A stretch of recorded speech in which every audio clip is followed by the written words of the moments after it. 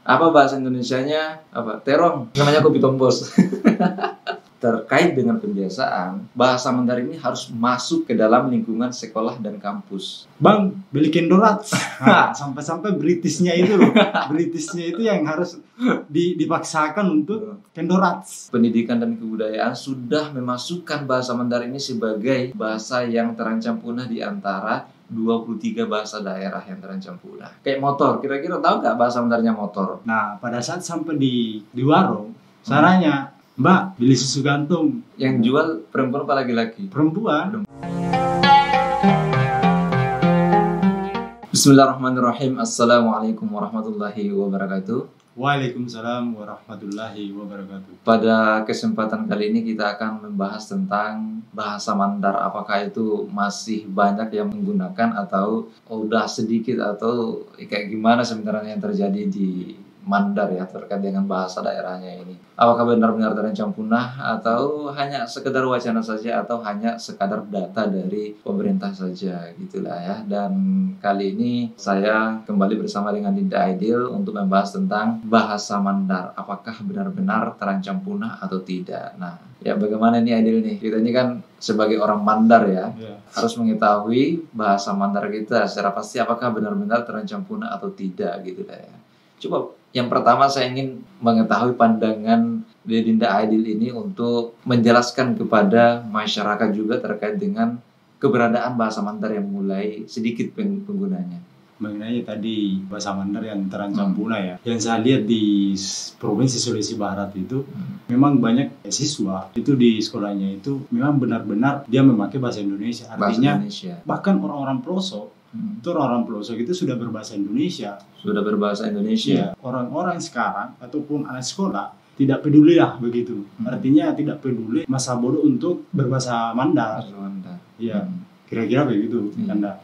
Jadi sebelumnya mengenai bahasa Mandar terancam punah ini tadi, karena saya ingin menanyakan kembali, kalau pandangan Kanda Rahmat, apakah benar adanya bahwa bahasa Mandar itu akan punah? Terkait dengan bahasa Mandar, apakah punah atau terancam punah? Benar sekali bahwa bahasa Mandar ini adalah bahasa daerah yang ada di Sulawesi Barat, itu yang termasuk golongan bahasa yang terancam punah. Kemendikbud, Kementerian Pendidikan dan Budaya itu terdapat list yang dibuat oleh Kemendikbud ya. Ada 23 bahasa daerah di Indonesia itu yang terancam punah. Termasuk bahasa Mandar. Gitu ya. Ini sangat memprihatinkan sebenarnya gitu ya. Karena Sulawesi Barat itu dibentuk ya kasarnya seperti ini.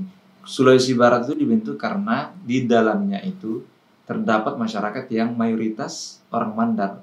Meskipun di Sulawesi Barat itu juga ada suku Bugis, Makassar, Toraja gitu. Dan di Sulawesi Barat memang mayoritas orang Mandar gitu. Tapi kenyataannya orang Mandar juga tidak peduli amat ya sama bahasanya, karena ya miris juga sih ketika melihat orang-orang Mandar itu menyepelekan atau menganggap bahwa bahasa Mandar itu kolot terbelakang gitu.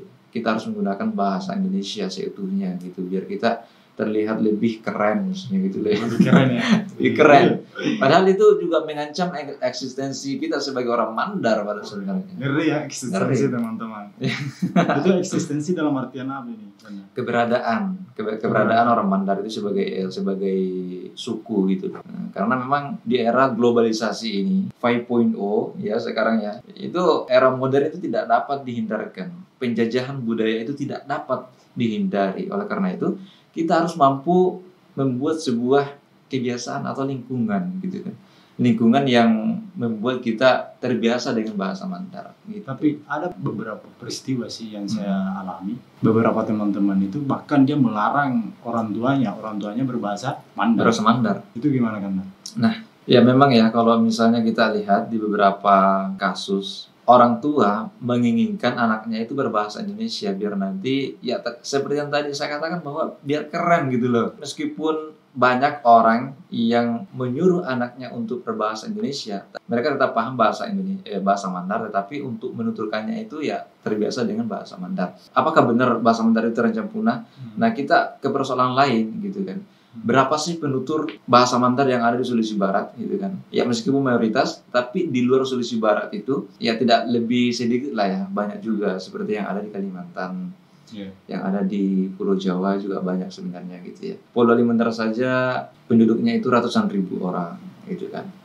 Dan alhamdulillah di sana ya banyak juga penuturnya lah ya, maksudnya penduduk yang kabupaten dengan penduduk yang paling banyak gitu. Tetapi di sana juga terdapat kemunduran, sampai-sampai ada komunitas yang bertujuan untuk melestarikan bahasa Mandar. Ayo berbahasa Mandar. Itu di mana? Berarti ini daerah Polewali. Ini Polewali ini ibu kota Kabupaten Polewali Mandar. Terdapat komunitas yang memiliki visi tersebut gitu.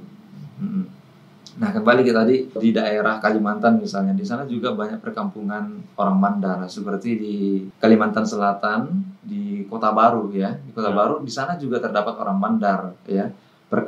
Perkampungan orang Mandar, perkampungan orang Bugis, apalagi di sana itu ya. Pokoknya banyak di sana itu orang Sulawesi juga di Kalimantan Selatan di Kota Baru gitu. Beda lagi yang ada di Kalimantan Timur, kemudian di mana lagi? Kalimantan Utara juga ada perkampungan Mandar, apalagi masyarakat Mandar yang pergi ke laut gitu kan. Di sana itu membuat sebuah koloni lah gitu ya. Koloni itu akan koloni itu semacam perkumpulan yang memiliki basis atau ya dikhususkan lah seperti yang ada di Wonomulyo kan. Di sana kan juga ada disebut Kampung Jawa. Berarti koloni tadi itu sepertinya sekumpulan orang Mandar begitu ya? Ya benar sekali. Jadi masih ada pertanyaan lagi nih kan, ada beberapa pertanyaan sih yang ingin saya tanyakan mengenai apakah benar bahasa Mandar itu akan terancam punah teman-teman. Di mana saja sih penutur bahasa Mandar itu? Iya, yang pertama tentunya di Sulawesi Barat ya, paling banyak ya, paling banyak. Berapa sih penduduk Sulawesi Barat? Belakangan ini kita ketahui bahwa penduduk Sulawesi Barat ini terdapat 1,5 juta. 1,5 juta itu terhitung sedikit ya dengan luas teritori yang cukup meyakinkan gitu, tapi penduduknya masih sedikit karena Sulawesi memang dikenal sebagai daerah pegunungan gitu. Jadi hanya pesisirnya saja yang mayoritas didiami oleh masyarakat gitu. Nah, di Jawa Tengah, di Jawa Timur juga terdapat perkampungan orang Mandar, terutama di pesisir kan. Kemudian di Jabodetabek juga terdapat, tapi kebanyakan yang ada di Jabodetabek itu adalah pendatang dengan tujuan berbagai macam. Ada yang pergi merantau untuk mencari nafkah dan kebanyakan juga mencari ilmu gitu.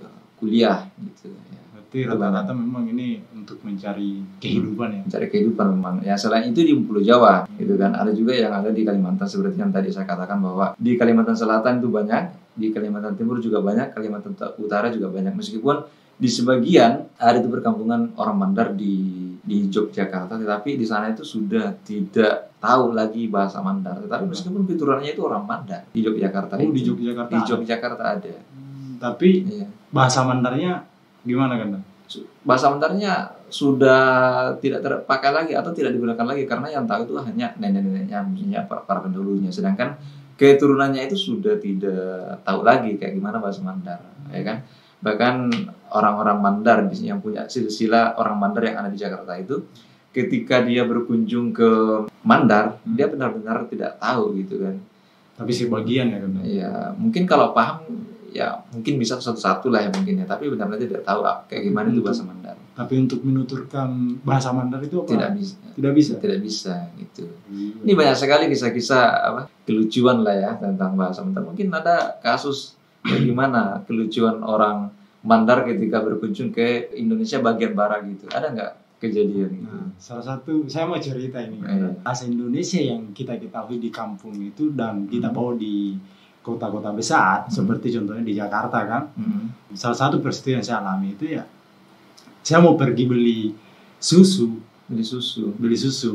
Nah itu di kampung halaman. Itu sudah berapa hari di Jakarta itu? Baru 3 hari kan. Baru 3 hari. Iya, baru 3 hari. Masih polos-polosnya. Iya, masih polos-polosnya. Dan kemarin itu bukan kemarin, sudah lama.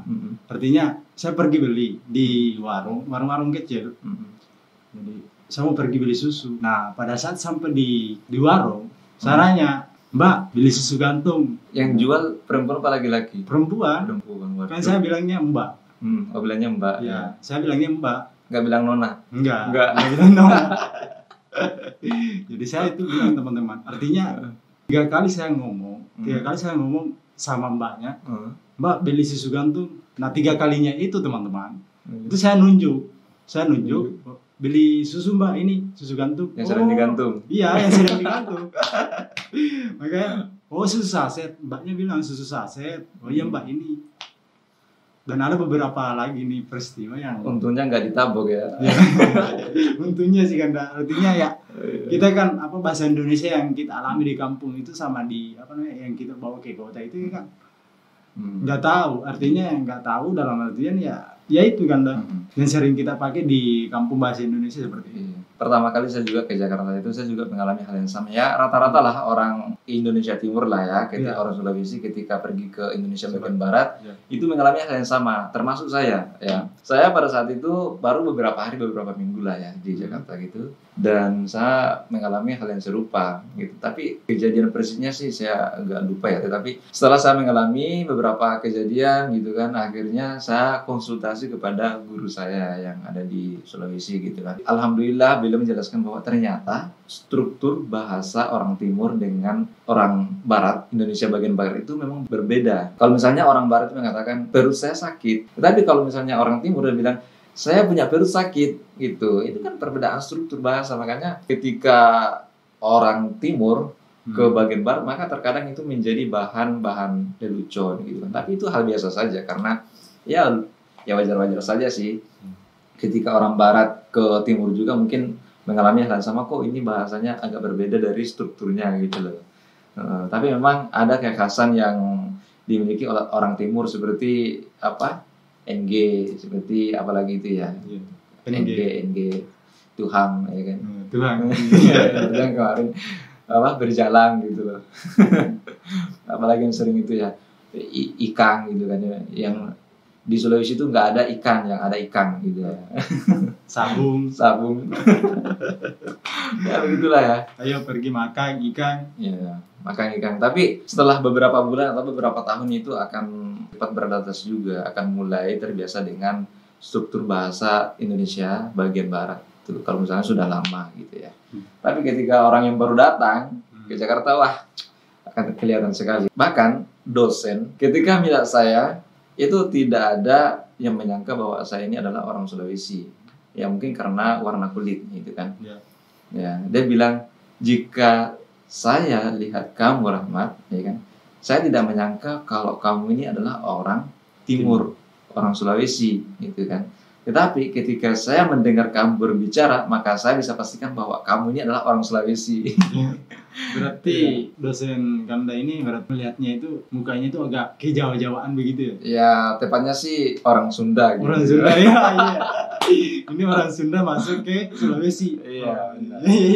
Belakangan ini ya, saya disangka orang Jawa juga karena aksennya itu loh, jadi medok. Jadi bedok ya, bedok ya. Juga menjadi tantangan juga ya. Kembali kita persoalan bahasa Mandar gitu ya. Jadi penuturnya tadi itu ya tersebar sih di berbagai wilayah gitu ya, di Indonesia, di Pulau Jawa, Kalimantan. Itulah paling banyak karena ya untuk mencari mata pencarian dan untuk menuntut ilmu itu. Jadi begitu kira-kira ya. Jadi ada beberapa pertanyaan lagi ini. Pertanyaan keberapa nih kan deh? Yang ketiga sekarang ini. Yang ketiga ya, kiranya udah yang kelima kan? Yang kelima kan. Tapi saya minum dulu ya kan, soalnya dari tadi nih saya haus. Pertanyaan ketiga yang saya mau tanyain kepada Kanda Rahmat ini, apakah sudah ada upaya yang dilakukan oleh para pemuda di Sulawesi Barat? Upaya para pemuda untuk melestarikan bahasa Mandar. Iya. Saya kira sih ada juga beberapa, seperti yang tadi saya katakan bahwa terdapat komunitas yang ada di Pulau Ali itu yang membentuk sebuah organisasi untuk melestarikan bahasa Mandar. Tetapi apakah dengan komunitas itu bahasa Mandar mampu lestari? Saya kira tidak. Mungkin di sekeliling komunitas itu mungkin iya, ya kan.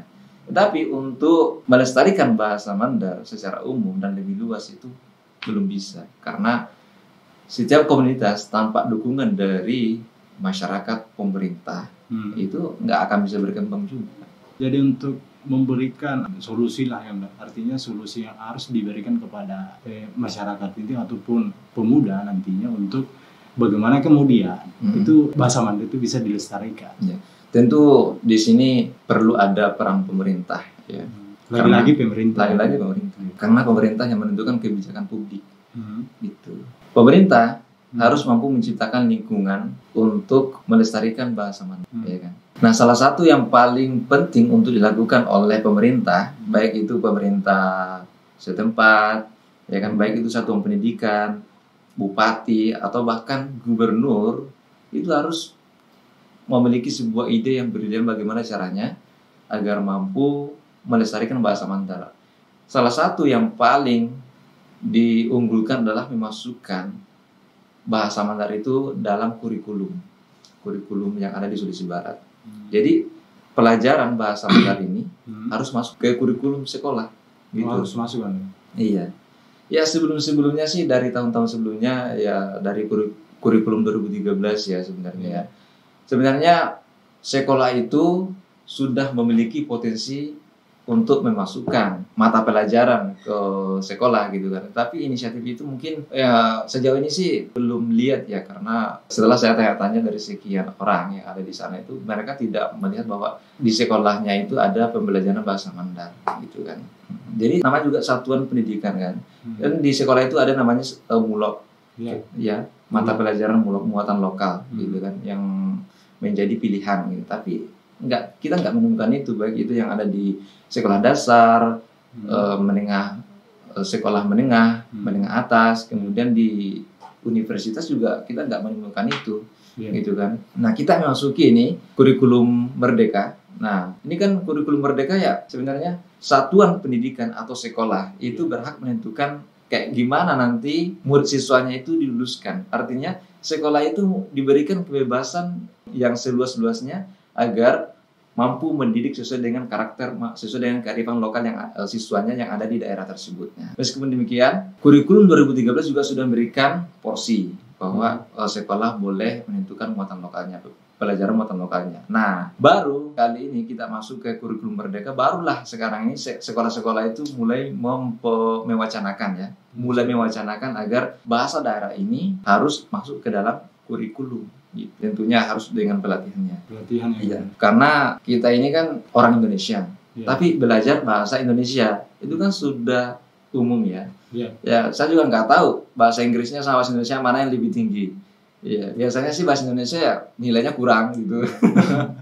Ya kan? Bahasa Inggrisnya lebih tinggi ya. Bahasa Inggrisnya tinggi, padahal itu kan bahasa asing. Kita ini berbahasa Indonesia, pas belajar bahasa Indonesia di kelas itu malah kurang nilainya, itu kan nggak tahu. Makanya cintailah produk Indonesia. Ya sebenarnya itu tergantung dari metodologi yang dipakai gitu kan.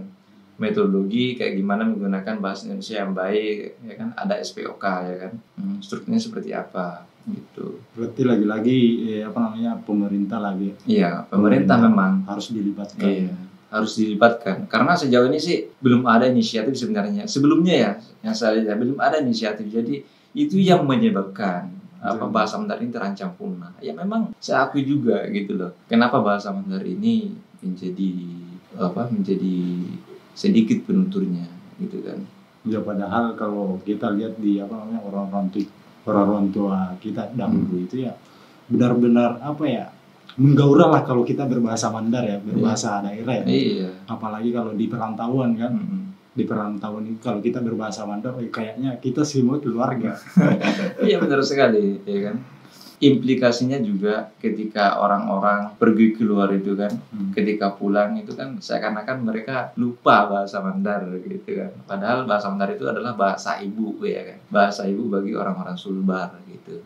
Tapi kita melihat saat ini gitulah ya, kita berada di era modern, era globalisasi, di mana kita hampir tidak memiliki batasan teritori, sehingga kita mampu berinteraksi dengan orang-orang di luar Sulawesi Barat misalnya gitu. Sehingga pengaruh budaya itu sangat besar gitu. Pengaruh budaya sangat besar sehingga banyak sekali istilah-istilah asing yang dipaksakan masuk ke dalam bahasa Mandar, ya kan? Contohnya gimana? Contohnya kayak mesin misalnya. Saya pernah mendengar langsung gitu ya. Bilangnya ini mesina. Apa dibilang mesina? Ini mesin. Oh, itu mesin. Nah, ini namanya mandarisasi, ya kan? Namanya mandarisasi. Berusaha memandarkan bahasa asing. Bahasa serapan, tapi ya memang sih dasarnya belum ada bahasa itu ya kan? Belum ada bahasa Mandarnya seperti mesin gitu kan. Kayak motor, kira-kira tahu nggak bahasa Mandarnya motor? Ya kan? Nggak tahu saya itu. Nggak tahu. Nah, bahasa Mandarnya motor itu adalah tanjak bung. Tanja bung. Iya iya. Itu kan kita tanja ya kan, tanja bung bung. Kan tanja bung. Bahasa Mandarnya Di motor. Tanja ya. Itu aja, ya kan? Mungkin ada pengalaman nggak ketika berinteraksi dengan orang-orang di sekitarnya terus nggak tahu nih, nggak tahu bahasa Mandarnya apa, terus berusaha dimandarisasi atau diserap ke dalam bahasa Mandar. Ada nggak pengalaman seperti itu? Nah kemarin ada pengalaman kan deh. Ya kemarin itu ada salah satu. Kalau saya mau cerita ini, Kanda ya mungkin Kanda bisa tahu artinya. Saya pun ini saya nggak bisa bicara karena saya mengingat masa lalu yang yang membuat saya terbangun untuk berbahasa Indonesia. Kayak gimana itu?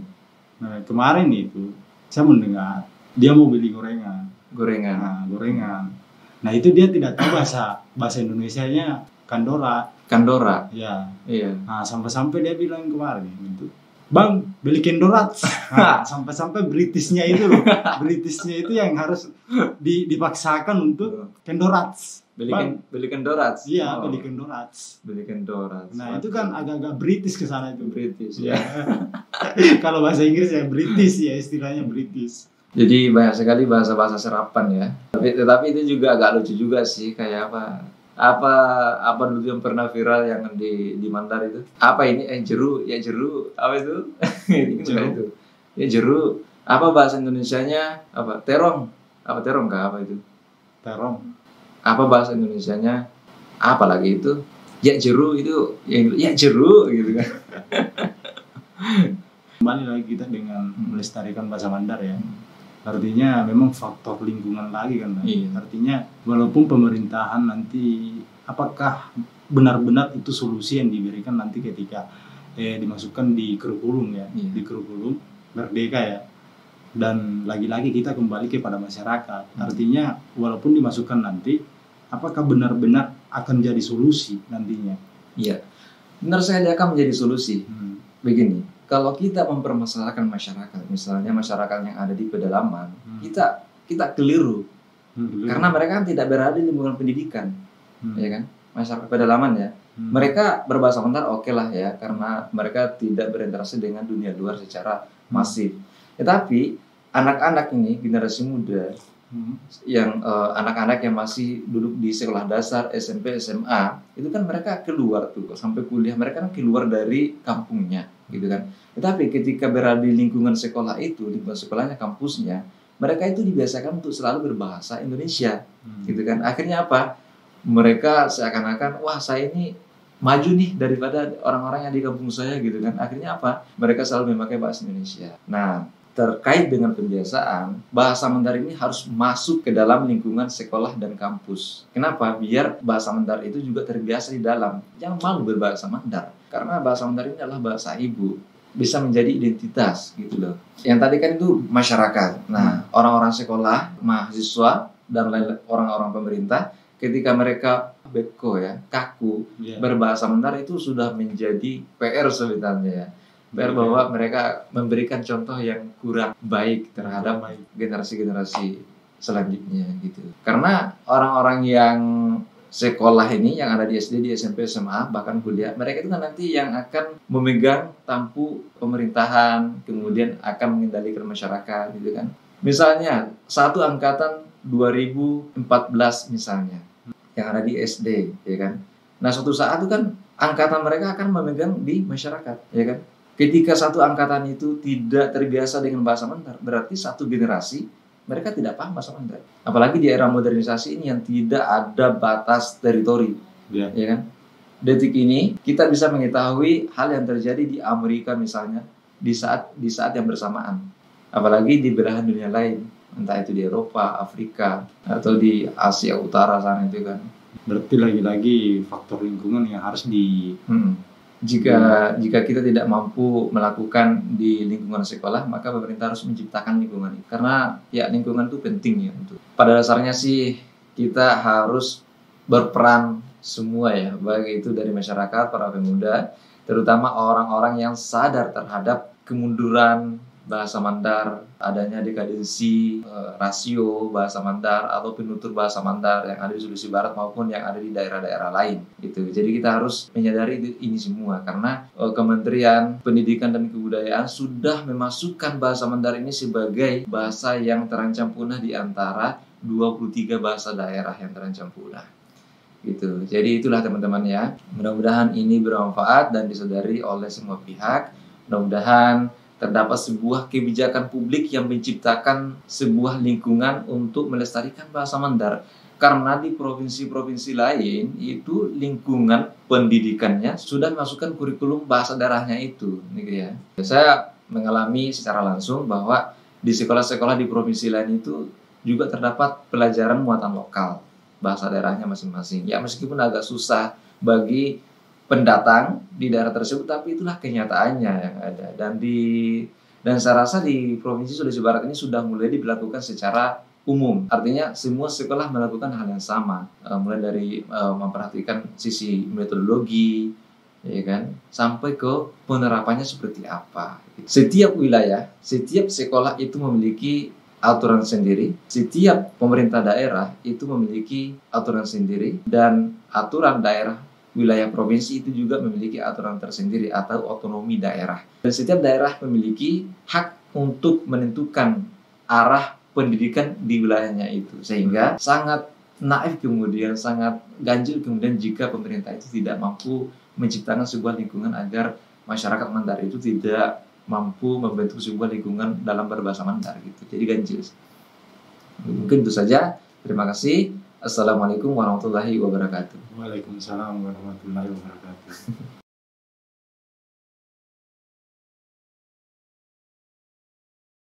Kopinya nikmat ya. Nikmat sekali nih kopinya nih. Waduh. Kopi Tombos ya. Namanya kopi Tombos. Ini namanya kopi Tombos teman-teman. Kopi Tombos ya.